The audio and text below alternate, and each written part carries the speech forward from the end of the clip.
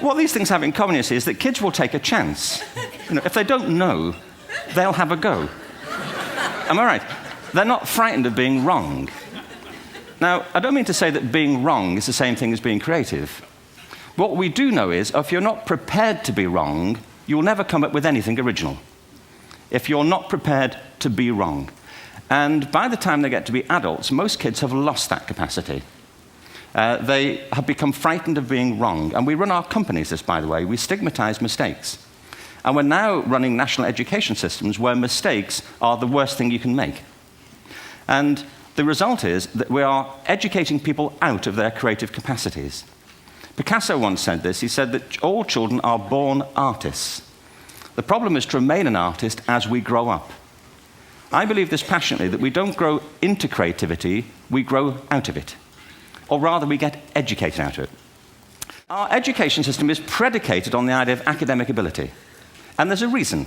The whole system was invented around the world. There were no public systems of education really before the 19th century. They all came into being to meet the needs of industrialism.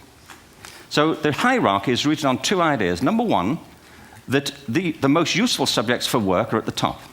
So you were probably steered benignly away from things at school when you were a kid, things you liked, on the grounds you would never get a job doing that. Is that right? Don't do music, you're not going to be a musician. Don't do art, you won't be an artist. Benign advice. Now, profoundly mistaken. The whole world is engulfed in a revolution. And the second is academic ability, which has really come to dominate our view of intelligence because the universities designed the system in their image. If you think of it, the whole system of public education around the world is a protracted process of university entrance. And the consequence is that many highly talented, brilliant, creative people think they're not, because the thing they were good at school wasn't valued or was actually stigmatized. And I think we can't afford to go on that way. In the next 30 years, according to UNESCO, more people worldwide will be graduating through education than since the beginning of history. More people. And it's the combination of all the things we've talked about, technology and its transformational effect on work, and demography and the huge explosion in population. Suddenly, degrees aren't worth anything. Isn't that true?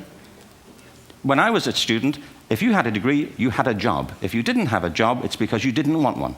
And I didn't want one, frankly. So, but now, kids with degrees are often heading home to carry on playing video games because you need an MA, where the previous job required a BA, and now you need a PhD for the other. It's a process of academic inflation, and it indicates the whole structure of education is shifting beneath our feet. We need to radically rethink our view of intelligence. We know three things about intelligence. One, it's diverse. We think about the world in all the ways that we experience it. We think visually, we think in sound, we think kinesthetically, we think in abstract terms, we think in movement. Secondly, intelligence is dynamic. If you look at the interactions of a human brain, as we heard yesterday from a number of presentations, intelligence is wonderfully interactive. The brain isn't divided into compartments. In fact, creativity, which I define as the process of having original ideas that have value, more often than not, comes about through the interaction of different disciplinary ways of seeing things. And the third thing about intelligence is it's distinct. I'm doing a new book at the moment called Epiphany, which is based on a series of interviews with people about how they discovered their talent. I'm fascinated by how people got to be there. It's really prompted by a conversation I had with a wonderful woman who most people have never heard of. She's called Gillian Lynn. Have you heard of her? Some have. She's a choreographer, and everybody knows her work. She did Cats and Phantom of the Opera. She's wonderful. I used to be on the board of the Royal Ballet in England, as you can see. And anyway, Gillian and I had lunch one day. I said, how'd you get to be a dancer? And she said it was interesting. When she was at school, she was really hopeless. And the school in the 30s wrote to her parents and said, we think Gillian has a learning disorder. She couldn't concentrate, she was fidgeting. I think now they'd say she had ADHD. Wouldn't you? But this was the 1930s, and ADHD hadn't been invented, at this point, so it wasn't an available condition. People weren't aware they could have that. Anyway, she went to see this specialist.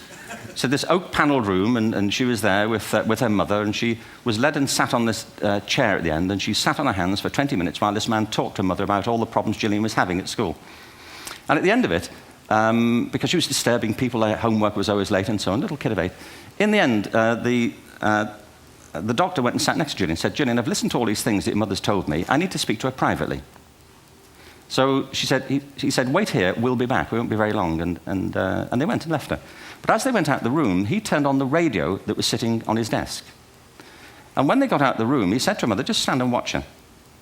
And the minute they left the room, she said she was on her feet, moving to the music.